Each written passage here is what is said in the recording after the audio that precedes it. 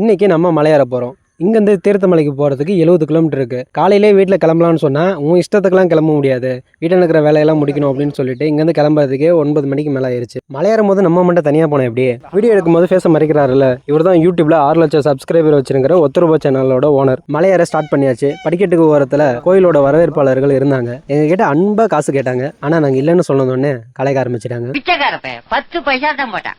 அப்படியே மலை ஏறிட்டே இருக்கும்போது குரங்கு நண்பர்கள் வந்து வழியை மறிச்சிட்டாங்க. இப்போ அவங்களுக்காக வீட்டுல இருந்து மாம்பழம்லாம் எடுத்துட்டு வந்திருந்தாரு.